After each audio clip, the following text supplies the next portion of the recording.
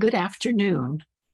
I'm Patricia Fortini Brown, a trustee of Save Venice and a member of the projects and educational resource committees. We are excited to have just launched the 2022-2023 membership program, and today's webinar is the first in the fall 2022 Education and Enrichment series. Thank you all for joining us, and a special thank you to Save Venice members who are with us today. I am delighted to introduce Frederick Ilchman as our speaker today. I was privileged to teach Frederick when he was an undergraduate at Princeton in the 1980s. Indeed, when he was only a sophomore, he was already a standout in my graduate seminars. Frederick went on to earn his PhD in Italian Renaissance art at Columbia University and is presently chair, Art of Europe, and the Mrs. Russell W. Baker Curator of Paintings at the Museum of Fine Arts, Boston. Frederick has curated or co-curated a number of blockbuster exhibitions at the MFA and elsewhere. These include Titian Tintoretto Veronese, Rivals in Renaissance Venice in 2009, Goya, Order and Disorder in 2014, Casanova's Europe in 2017, Tintoretto, painter of Renaissance Venice at the Palazzo Ducali in Venice and the National Gallery of Art in Washington in 2018, Venezia 1600 at the Palazzo Ducali in 2021, and most recently, Turner's Modern World at the MFA in 2022. And that's only a partial list. And also many publications. Last but not least, Frederick has served as the chairman of the board of Save Venice Incorporated since 2016. You are invited to submit questions during the talk via the Q&A button at the bottom of your screen. You just go down there and hover over it. We'll get to as many of these as we can after the presentation. And now I am pleased to present Frederick Ilchman and Early Art Collecting in Venice. Thank you, Pat. Buon pomeriggio. Hello, everyone. First slide, please. So now you can see me and hear from me. And it's probably pretty clear that I love Venice. I'm a Venetianist. I'm a Venetophile. I'm even a Lagunatic. And a question I often ask myself is, well, what's special about Venice? Well, where to begin? But besides the incomparable sea level setting, the labyrinthine street plan, we admire Venetians who were famous explorers and traders, right? Going back to Marco Polo. I take pride that Shakespeare's play is not The Merchant of Florence. And these early Venetians developed sophisticated loans for making business happen. Capitalism as we know it, insurance for marine voyages, timetables for shipping, that sort of thing. Venice still claims an extraordinary concentration of historic architecture, probably the highest in the world. Music, just to name a few, Gabriele, Monteverdi, Cavalli, Galuppi, and of course, Antonio Vivaldi. Venice also gave many words to the languages of the world, like sequin or ciao, or more soberly, ghetto. And the reason, the raison d'etre for Save Venice, of course, is the city is still full of artistic treasures, many of them in situ, that is their original locations, churches, government buildings, scuole, synagogues, etc.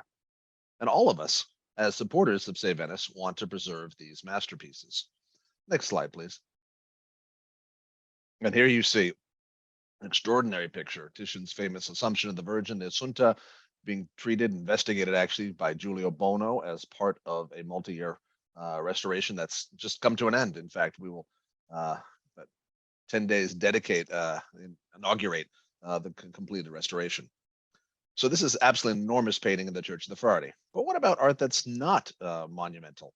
Art that's on a domestic scale, paintings, etc., made in the Renaissance for private homes. Art that was commissioned by private clients, art for decoration of your rooms in your palazzo, art to be collected. Much of this, of course, has left Venice over the centuries, sold off by private families, and now this art lives in museums around the world. But some remains in Venice now, the smaller scale, more personal works of art, and we can see examples that are traces, remnants of the great family art collections of past eras. So next slide. This, for example, is a painting by or a tribute to Vittore Carpaccio, Doge Leonardo Loredan, the great Doge at the years right around 1500. when Venice was really at its absolute political and military economic peak. This was in the core, is in the core area and was restored by Say Venice in 2003. Now go to the next slide. An artist working later generation, now on canvas rather than a wooden panel. This is a workshop painter, so a painter in the studio of Titian, also restored by Say Venice, also in the core area. These would not have been paintings for churches. These would have been for private homes, privately owned, maybe commissioned or given as gifts, but part of the inventory of possessions of a private home. So, putting my questions together, what's another thing that's special about Venice? And what were the domestic art collections like in the lagoon city some 500 years ago? And that brought me to the topic of early art collecting in Venice. In other words, I'm going to explain what I mean by art collecting and Venice's role in codifying the concept, and I'll see if you agree. Next slide. So, our task today is to peek behind the curtain, as it were, to consider not just Renaissance art in Venice, but attitudes toward collecting and living with art in Venice. And this is a view of my 2009 exhibition, Titian Tintoretto Veronese, Rivals in Renaissance Venice. And through the curtain there, you can see the room of our female nudes. We have there two Titians, Venus with a musician, and then Venus and Adonis. Now, those are big, fleshy paintings based on the stories and legends of the ancient Greeks and the Romans. These pictures were for private homes, right? Certainly not made for churches, and they've been collected and admired for generations. But where did the concept of art collecting as we know it arise?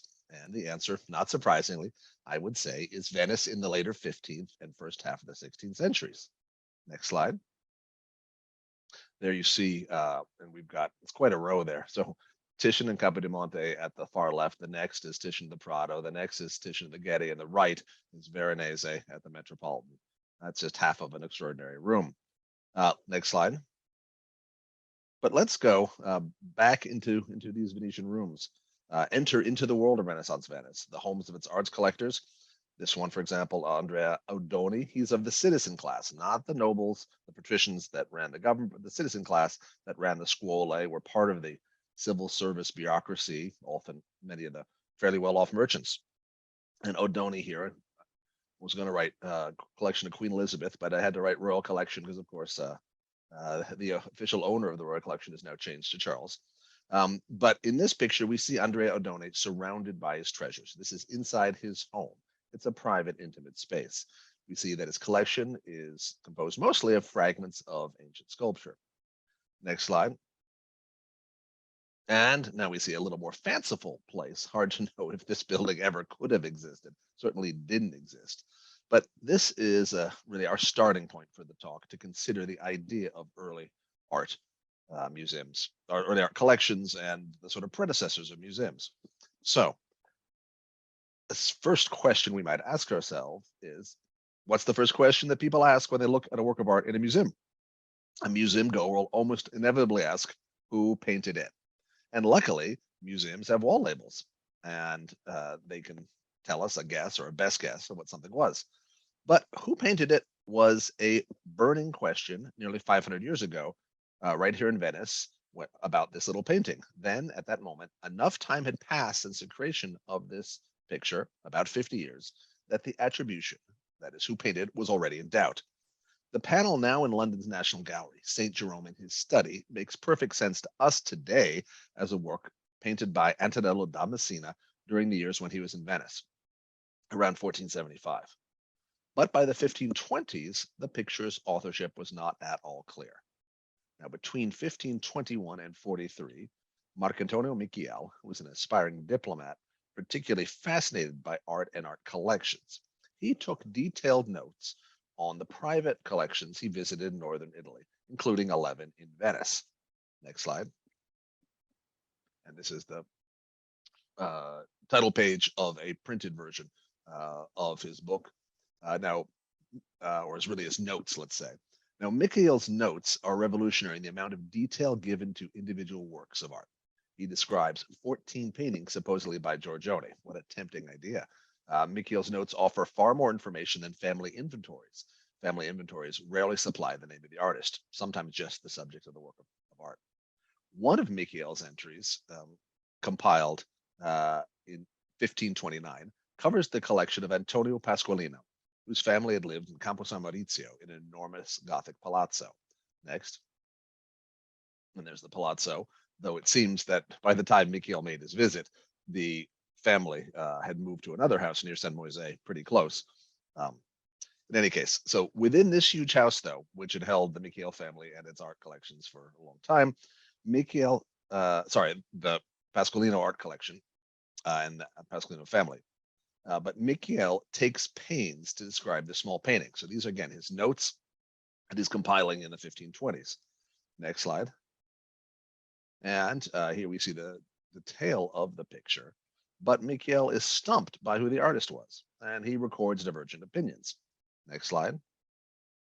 So I will read this because it's an extraordinary amount of detail given to a Renaissance painting by a contemporary. This doesn't really happen often at all. Some believe that the little picture of St. Jerome, dressed as a cardinal, reading in the study, is by the hand of Antonello da Messina, but the majority, with more justification, attribute to Janus, Jan van Eyck, or Memling, Hans Memling, an old Flemish painter. And so it shows that style, although the face is finished in the Italian way, so it seems to be by the hand of Giacometto. The buildings are in the Flemish style. The little landscape is lifelike, minute, and highly finished, and one sees it outside a window and beyond the study door, and then it fades out, and the whole work is perfect for its subtlety, coloring, drawing strength, and relief. In it, a peacock, quail, and a barber's basin are all represented. A small open letter is attached to the desk, which seems to contain the master's name, that is a signature. But notwithstanding, if one looks carefully at it from close up, it does not contain any letters, but is all made up. Others believe that the figure has been repainted by Giacometto Veneziano. Next slide, please.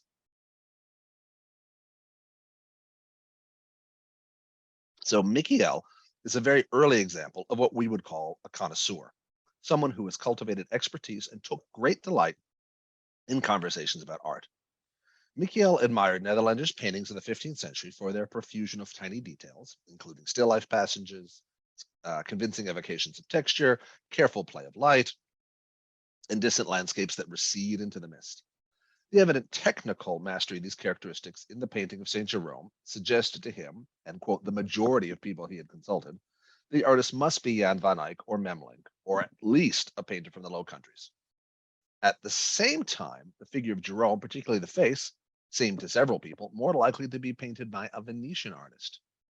Thus, Michiel tries to solve his attribution dilemma with a common way out today, blaming it on poor condition, and declares that the picture could have been made in two campaigns, with a figure repainted by Giacometto, a Venetian painter and miniaturist active from the 1470s through the 1490s. So, why did Michiel go to such lengths to describe his uncertainty? Evidently, Michiel believed that the correct artist of the painting was not only worth knowing, but essential to know. A painting derived part of its value from the skill of its creator, who worked in what we now call a signature style. In the absence of documents or signatures for this painting, the correct painter should be identifiable through visual comparisons to individual artists. Now, we might feel that Michiel is waffling here, not coming down on one or the other, but he would probably say that he's being thorough. Now, in terms of Michiel's own art collection, he has a mixed record. He owned 20 paintings, including one beautiful painting, the Pietà by Giovanni Bellini, now in the Accademia, and he perhaps owned a Giorgione. He had 19 bronzes and 5 marble sculptures. Next. A few works have been identified, including a bronze ewer in the Fitzwilliam Museum in Cambridge, England, with the inscription, M. Antonius Michiel had it made in the year 1548. And this is permanent labeling, conveying both credit for the patron and vital provenance information. And this was intended to help future list makers, that is, future Michiels. Michiel also commissioned this awkward marble sculpture of Mercury from Antonio Minelli. Next. And this is based on an ancient Greek and Roman originals, and it's complete with a circular horoscope set into a small altar. Now, in the Victoria and Albert Museum, the sculpture bears a Latin text noting the work was commissioned by Michiel and begun on the 14th of February, 1527, and the horoscope for 15 June appears on the bronze disc. While it is hard to interpret what the sculpture meant exactly to Michiel, it's been noted that this date happened to be in the month when Michiel married, and that Mercury overlapped with Michiel's interests in antiquity, diplomacy, and commerce. More than these works, however, Michiel's distinguished collection is, in fact, his detailed notes that he made on the collections of others. So now let's turn to a large painting to think more about the big picture of art collecting. So this is Carpaccio's famous Miracle at the Rialto Bridge, a painting recently conserved by, say, Venice. And this was painted about 1596 for the Scuola San Giovanni Evangelista. It's a teeming cityscape. You see a varied cast of characters. Many merchants of Venice are shown here plying their trade on land or moving around by boat. In the background, right, lies the rickety wooden drawbridge at Rialto, a predecessor of the much sturdier stone bridge completed in 1591. You see fanciful chimney pots, church steeples, laundry set out to dry against the setting sun. Now, in the 16th century, Venice had some 160,000 inhabitants. One of the two or three most populous cities in Renaissance Europe, and easily the most cosmopolitan and sophisticated. It was a very diverse population with large groups of foreigners. And unlike principalities governed by a single ruling family, would monopolize the best artists and dictate taste, Venice as a republic had a much broader structure. Next. So from just around the same period, this is Jacopo da Barbari's woodcut view of Venice, dated 1500. See Meneti MD at the top, 1500. It's composed of 6 large blocks and shows the city from the air. Now, of the social structure, patricians, that is the aristocracy, constitute the top 5% of the population, and these men served in the councils that governed Venice. The next layer down were the cittadini, or citizens, lawyers, doctors, notaries, civil servants, wholesale and international merchants, and they are another 5 or 6%. The remaining 89 to 90 comprised popoli, so shopkeepers, artisans, minor merchants, laborers, and also foreigners. Compared to most other cities in Europe, Venice had a very large upper middle class, and thus a much broader pool of potential art buyers. Indeed, although copies of this map, the Jacopo da Barbari map, were priced at 3 ducats each, a substantial amount, a large percentage of the population of Venice could probably afford one. So against this backdrop, something extraordinary happened here in the history of art, the history of art collecting.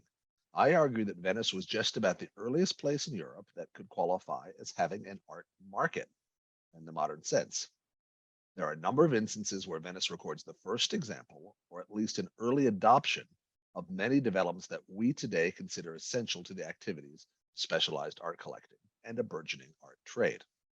These include the invention of the oil on canvas gallery picture, the beginnings of the secondary market, a new attention on the creation of household collections, which encourage artists to specialize for this niche, a taste for contemporary art created elsewhere, art connoisseurship as a specialized skill, published art criticism, the illustrated collection catalog, and much more. So those are a lot of firsts or early examples. Thus, we'll touch upon just a few of them. Next. So the subject of art collecting is the story of objects, people, and spaces. These categories intersect in the case of the St. Jerome picture. It's a remarkable painting, a literary description by a pioneering art historian, several plausible candidates for the painter, and inside the painting itself, a clue to the original settings or spaces of such small pictures. That is, of course, a studiolo or study. So Jerome sits on a specially constructed desk, raised off the chilly floor and surrounded by his books. And a precious painting like the Antonello might have been displayed in a space somewhat like this. These rooms, a studiolo, these rooms were intentionally intimate, sequestered spaces where treasures could be kept securely and admired privately with a close friend or two. Studies in similar rooms for running a business or for pursuing intellectual pursuits are key spaces within Venetian buildings. A studiolo could also be called a camerino, a little room, and these spaces derived, of course, from monk cells where reading and writing took place. And it took the combination of two traditions, that of the monk cell and that of the secular treasury of the precious goods of a family, to produce in the 15th century the studiolo. Special shelving and cupboards, as we see in Antonello, become de rigueur. A studiolo, also called camerino, is the first of two key spaces within a Venetian home. Next slide. So this famous picture, also conserved by, say, Venice just recently, painted around 1502-3, can help us visualize the differences in scale, privacy, and function between a multi-purpose camera, the multi-purpose room, and the smaller studiolo or camerino. In Carpaccio's famous painting, Augustine sits at his desk in a large Venetian camera, large Venetian room, here set up as an office and strewn with books, small sculptures, and scientific instruments. In the center of the back wall, there's a substantial altar, itself functioning as a cupboard. See, when the curtain's pulled away, there's lots of shelves within, and it's surmounted by a bronze of the risen Christ. Now, of particular interest is the doorway at left, which opens into a much smaller space, a studiolo. This intimate compartment afforded tranquility for reading and prayer, and presumably housed some of the rarest possessions. Eventually, such a room of treasures, when subjected to an organizing principle, would become a Wunderkammer or Kunstkammer, and eventually be called a museum, that is, the seat of the muses. But we're not there yet. Next slide.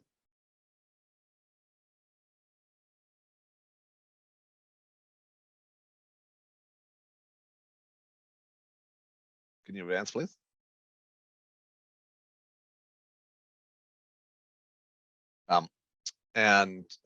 So this is a wonderful drawing by Lorenzo Lotto, the artist of the Andrea Doni portrait, an ecclesiastic in a study. So rather than a separate room, a study could be carved out of a larger bedchamber. The presence of the bed, of course, means one can take a nap and enjoy, as you drift off to sleep, the pleasant feeling of being surrounded by your possessions. That's vital to a study. And this concept is still with us, and surely all of us are reassured when we are surrounded by our books. In Lotto's drawing, we see medals, bells, candlesticks, scientific instruments, vessels in a variety of sizes, and paintings and sculptures. The smiling cleric clearly loves his possessions. They not only allow him to feel at home, they define home. At the same time, the plethora of objects has outgrown the space and makes it hard to rank their importance. What is this man's best friend? The book in his hand or the dog on the foreground cushion? The existence of studioli and camere as intimate spaces would not only be the logical place to display small works of art, this very category of room would spur the collecting and even creation of works specifically for such settings. Venice was distinct in two aspects of collecting for these small rooms. One was an economic context that allows painters to focus solely on the very top echelon of these private clientele.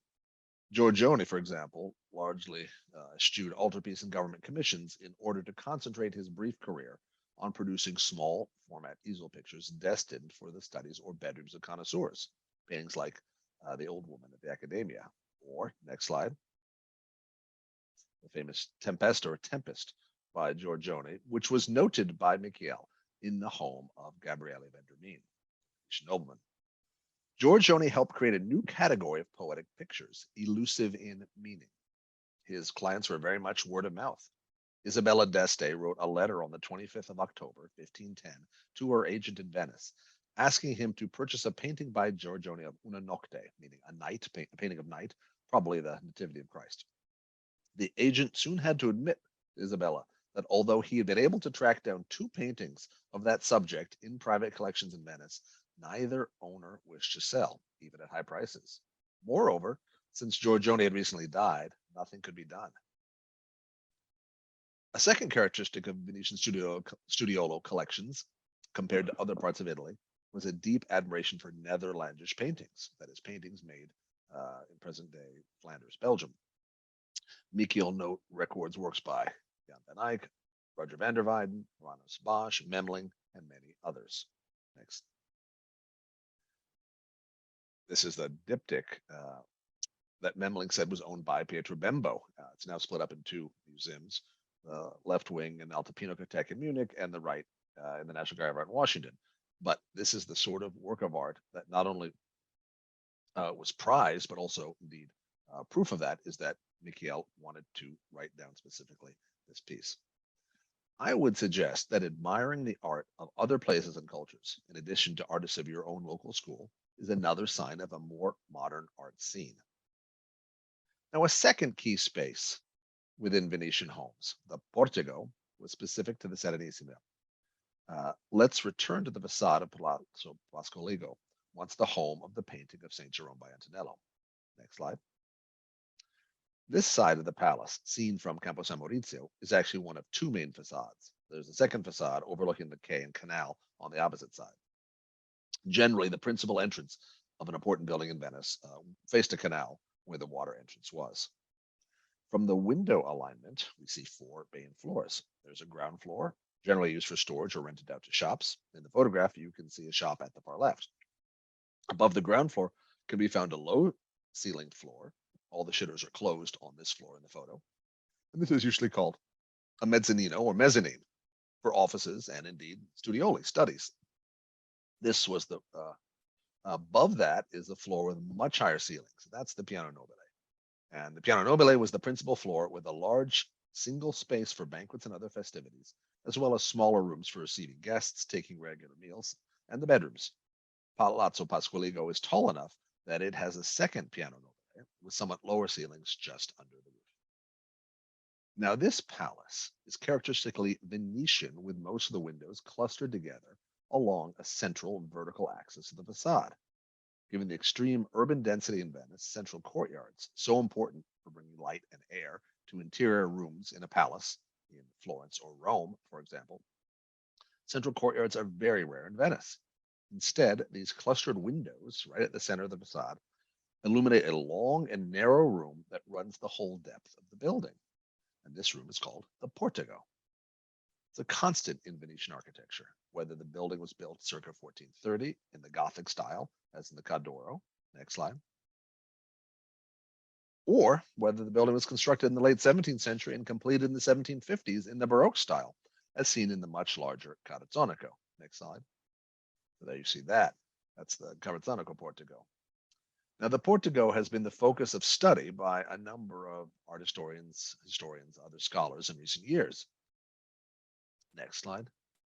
Here's a generic floor plan of a large Venetian house. You see the windows on the canal, let's say at the top. The portego takes up the entire inner axis. The other two wings are composed of smaller rooms, the bed chambers, sitting rooms, kitchen, sometimes a study, and also staircases, both a more monumental staircase at the left and a kind of back one in the upper right for servants. In Venetian practice, the portego was mostly a passageway leading to more intimate spaces. It was transformed, however, for receptions, performances, and banquets. Its size and extensive walls also made it an obvious place to display furniture, arms and armor, and family portraits. Next slide. So this is the Palazzo Ducale's Tintoretto exhibition that I co-curated in autumn of 2018. Portraits like these Tintoretto ones would have decorated the walls of a big room in a family palace. That is the portego. And so I recreated a portego in a Venetian private home within the center section of the gallery suite in the Palazzo Ducale, filling it with many of Tintoretto's finest portraits. Now, it has been argued that these long and large rooms have called, or seem to have called, for a new format of picture. That is the quadro da portego, that is a portego painting. It's often been observed that Venetian canvas pictures grew in size during the 16th century. One explanation for this trend is the preponderance of large rooms, porteghi, where smaller size paintings, those probably intended for camere or studioli, were simply too little to make an impact. Big rooms inspired or even required large paintings. As confirmed by 16th century inventories, paintings destined for big public spaces within private homes were often religious or had religious overtones, reinforcing the piety or political alliances of the family. Thus, a large battle scene, which reinforced the military character of the arms and armor often displayed in these rooms, might indeed be a conversion of Paul. Next slide. This is a famous early Tintoretto, very tapestry-like in the way the colors and the sort of flattening of space there.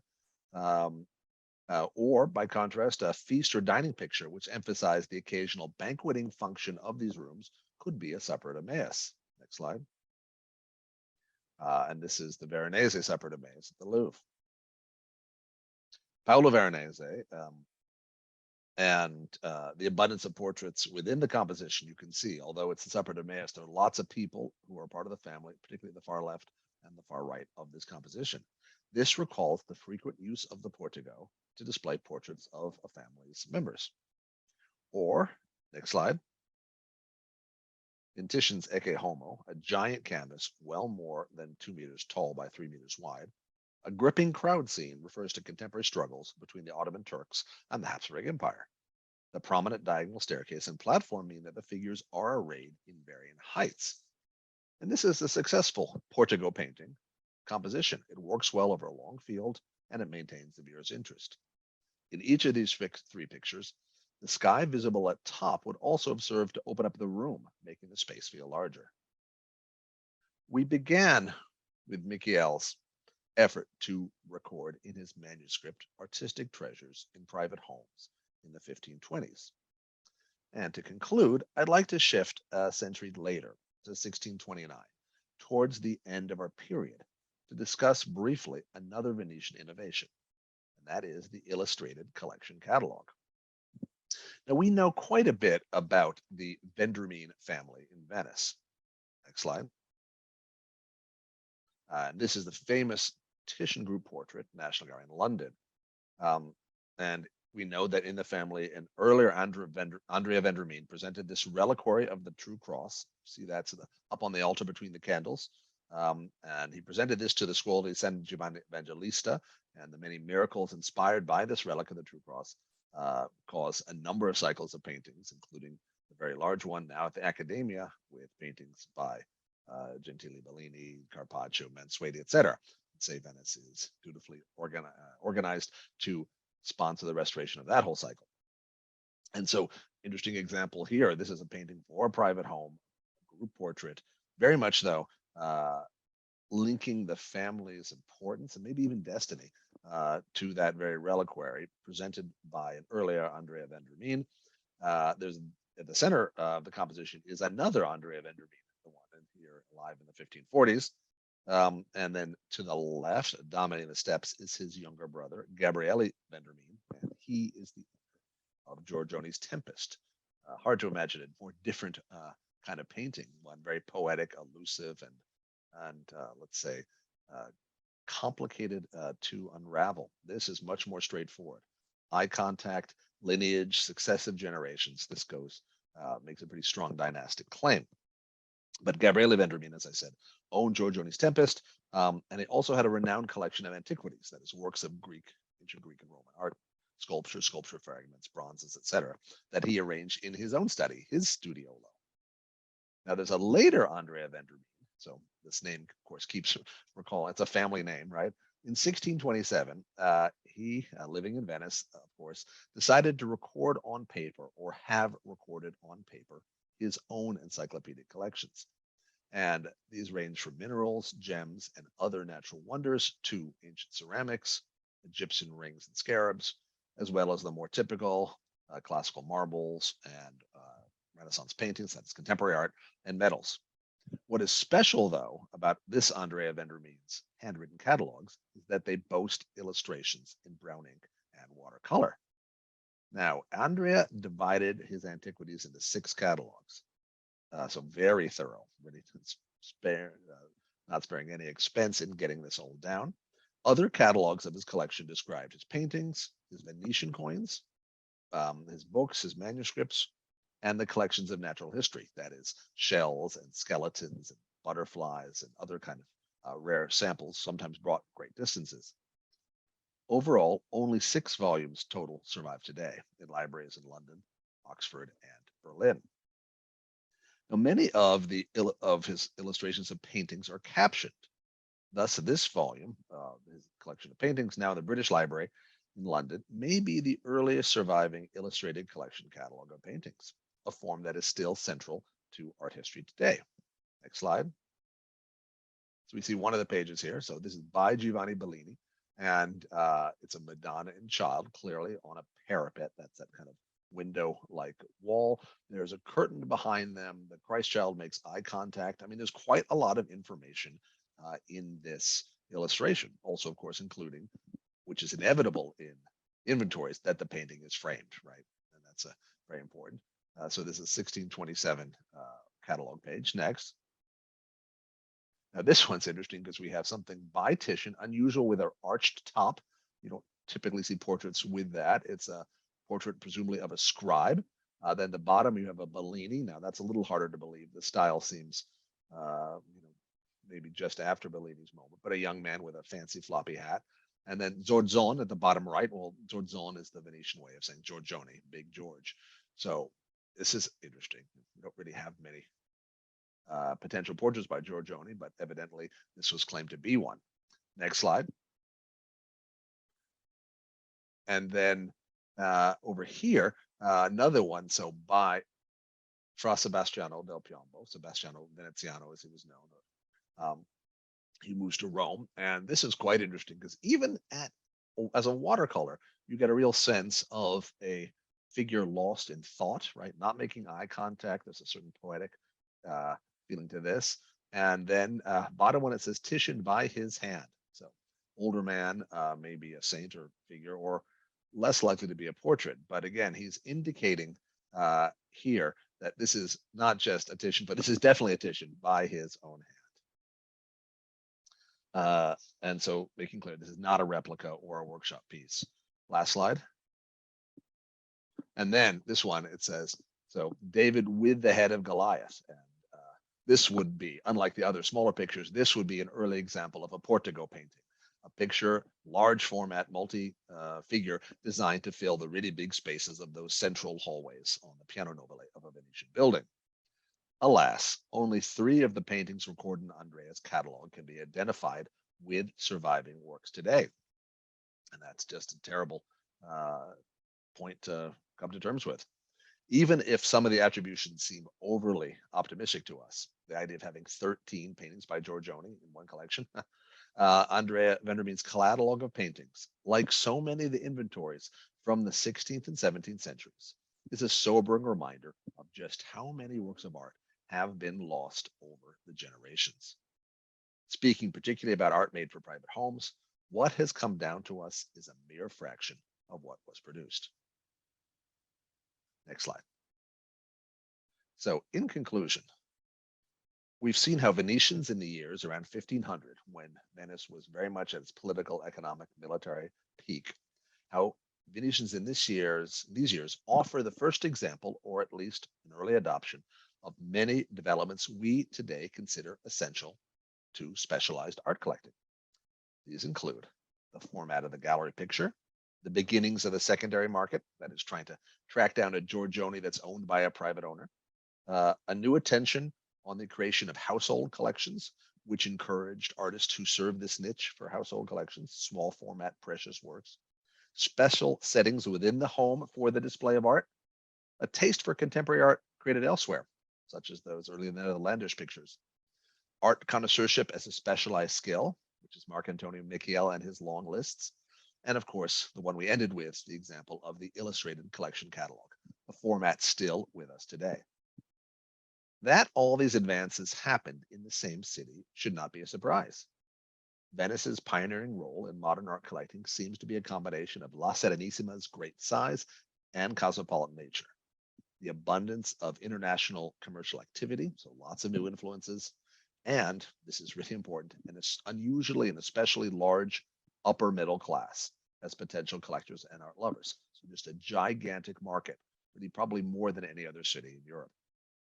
Akin to Silicon Valley today, where an astonishing number of tech innovators and inventors and entrepreneurs are concentrated in the Bay Area, and thus innovations foster further innovations, Venice in the Renaissance similarly benefited from the sheer size and remarkable concentration of artistic objects, spaces, and people. Together, such factors deserve credit for the birth of art collecting as we understand it today. Thank you.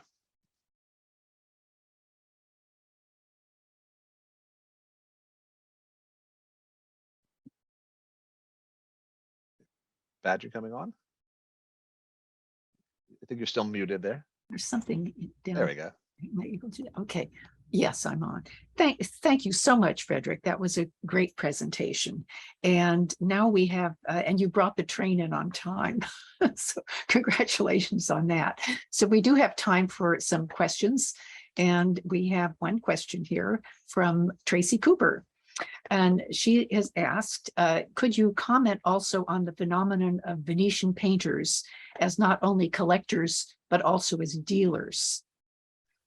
So in fact, that may be a question you're better, or one of your students, in fact, might be better designed to answer. But what is interesting, I think, and that about collectors and dealers. So artists gave gifts to each other, right? Remember Raphael to Durer, etc. This is an old thing. You could sell something to someone else, but there's something much more moving and personal about giving a work of art to a fellow artist, right? It might be as simple as a drawing, it might be a finished painting, but there's lots of instances of this.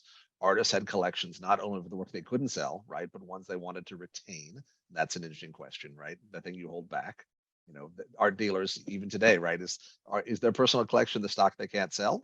It's more likely the ones they feel the closest to. And so this is an old thing.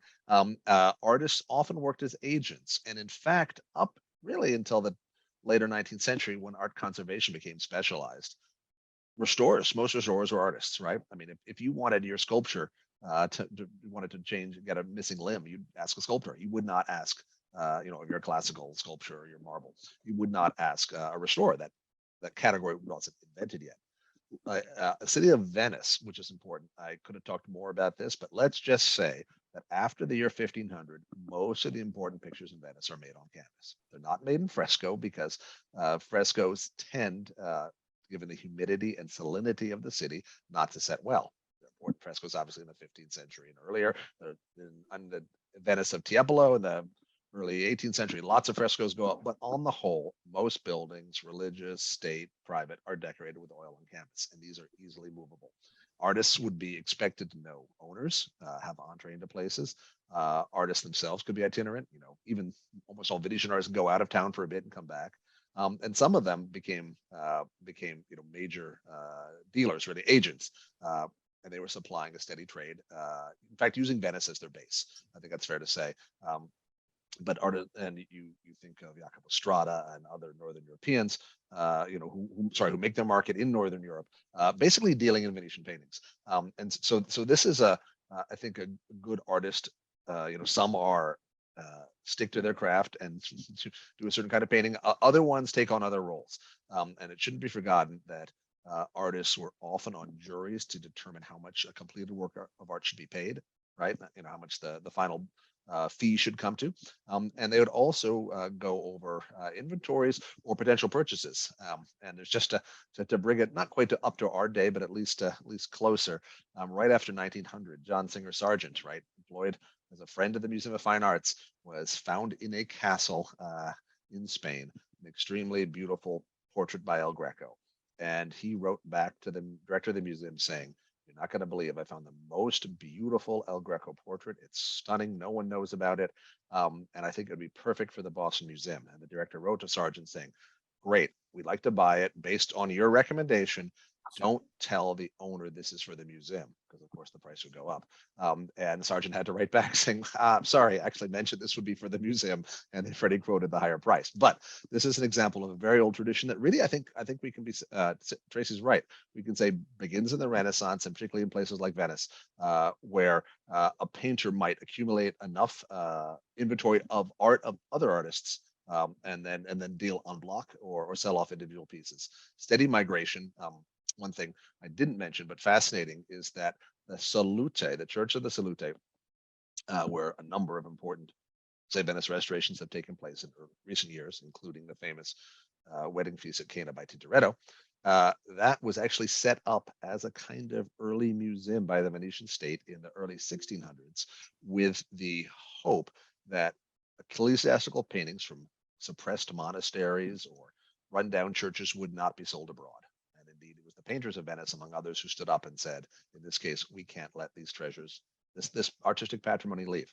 So I think that's a really interesting question and an important role of painters, both helping the spread of Venetian art elsewhere, and also retaining it for the glory of the Serenissima. Okay, we have some more questions. Mary Lee Carroll asks, is it true that the first putting of paint onto canvas, which I assume is as opposed to wood, happened in Venice? So great question. No, not quite. There is so painting on wood obviously goes way back, and generally people painted on tempera, into the up to around 1500, even later, using egg. Um, Canvas painting goes way back. Scandinavia is used really early. It's also used any place you want something portable, that is like a banner. But the first consistent marriage of oil paint, drying slowly, and canvas, portable with its texture and new expressive effects, that happens in Venice most consistently in the years, sort of in the last years of the 15th, early in the 16th century. So it's not that Titian, say, or Giorgione is the first person to do this, but the first to do it really well and understand the implications of the uneven surface. Great. Okay, another question from Elizabeth Macrower. Hi, Liz. When planning or curating an exhibition, how does seeking works from private collections differ from working with loans from fellow museums? It's a good question. That's a very good question. One thing about planning an exhibition from borrowing works that are privately held. So one thing keep in mind is that there's a certain amount of horse trading that can go on in museums where you promise to lend something to them, either to fill the gap during the run of the exhibition, or better, to support something they want to do in a future year. We can't lend works of art to private owners, though certainly there's a real sense of prestige or pride to have something be on view in an exhibition, be deemed important enough to be part of the story that's being told. With a private owner, sometimes we don't know their name, and we work through an auction house or a dealer or an agent or a lawyer. We never know the name. Just sort of arrives. It's in books, but always listed as private collector. One thing though, sometimes people own art storage, right? They have it in storage units or high cost climate controlled warehouses, but often it's decoration of their home. And so they think about that, like, well, if we're going to lend our Cezanne or our Tintoretto for 6 months, what's going to take its place? And even in a few cases, a museum will make up a large framed photograph of the work to take its space.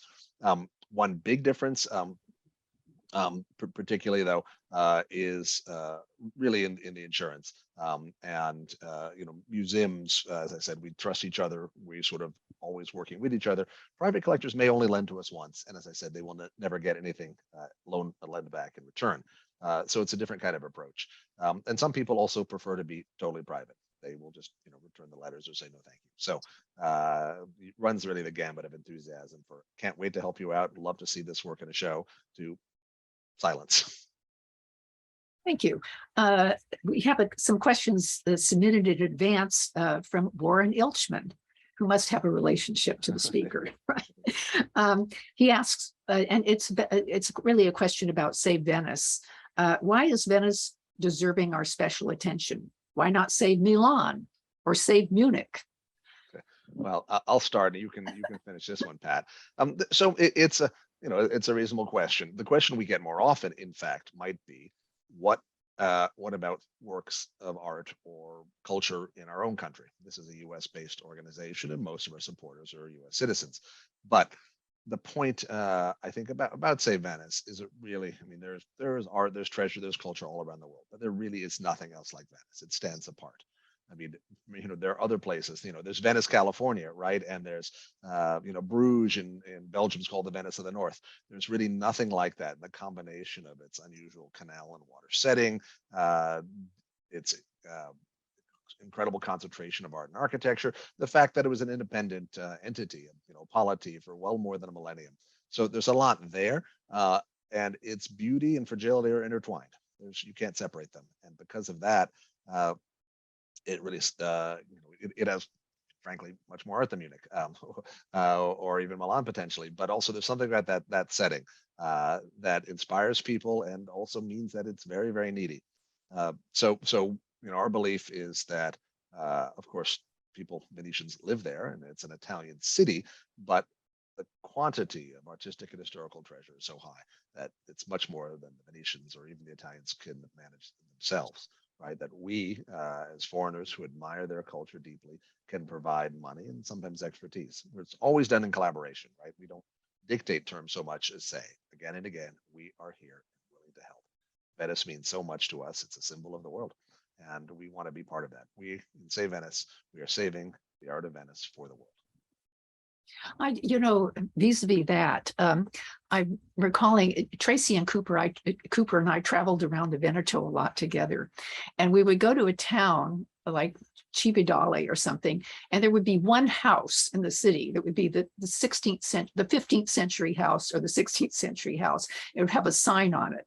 Everything else was much later. In Venice, there are so many palaces and things that it's amazing how it's well preserved it is, along with, houses that were built or buildings that were built over time. But it's this, the kind of entity, the whole collection there is really quite extraordinary. And so many other cities like Milan, it's a modern city. And you do have some old buildings there, but nothing like what you have in Venice. So that's one thing. Okay, I have a couple of questions. One is, do you have any thoughts on distinguishing between people who just bought paintings and artworks to put on the walls of their palaces, and people who are actually like collectors? And is there a different kind of mentality there?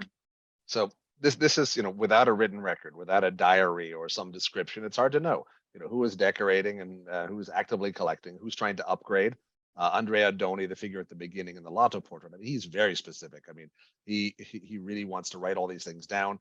And Michiel does a long description of his work, of the works in his house. He's a collector, right? I mean, he has more than he can decorate, right? They overrun his spaces, and you see that in that Lorenzo Lotto drawing of the ecclesiastic. I mean, there's stuff just stacked up.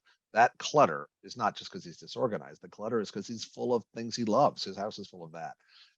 And I suppose people live with art that they inherited from their parents or past generations. So that's a different kind of thing. I mean, what is striking though is that I think in Venice it's not just decoration, right? Is that these collections build up over generations, and then I suppose they're sold off, over generations. But it's a different mentality, and I think you can't be sure though without without certain kinds of documentation. But I would agree that decorating your house, everyone did that.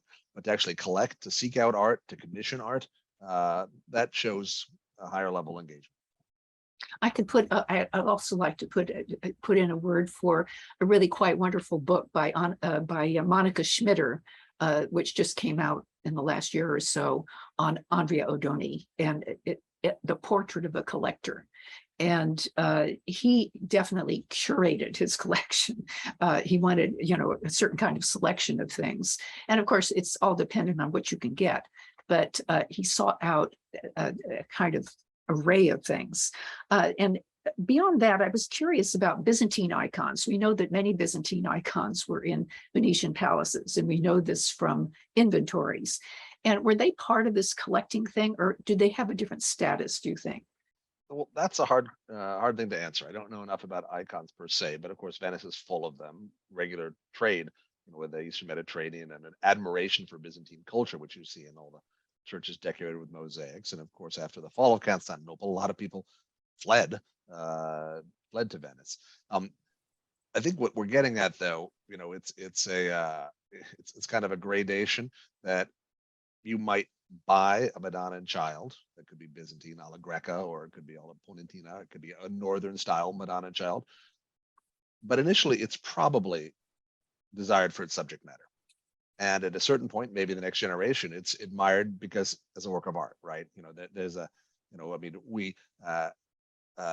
you can talk about a portrait of a certain Dutch, merchant, or you can talk about a Hals or a Rembrandt, right? The artist's name is taken over. And I think that's maybe an indication of collector mentality. When the beauty, everyone acknowledges it's there, but the beauty in a way is not just to be appreciated as beauty, but as the work of a certain artist or school or personality. And the subject matter in a way is less important. I mean, this is back to Isabella d'Este and her agent, right? In 1510, she wants a Giorgione. She'd like a Giorgione of night, right? Whether that's an adoration of the shepherds or a nativity or something. But she really wants that Giorgione. And when she can't get a Giorgione, the same subject by another artist won't suffice. It's not good enough.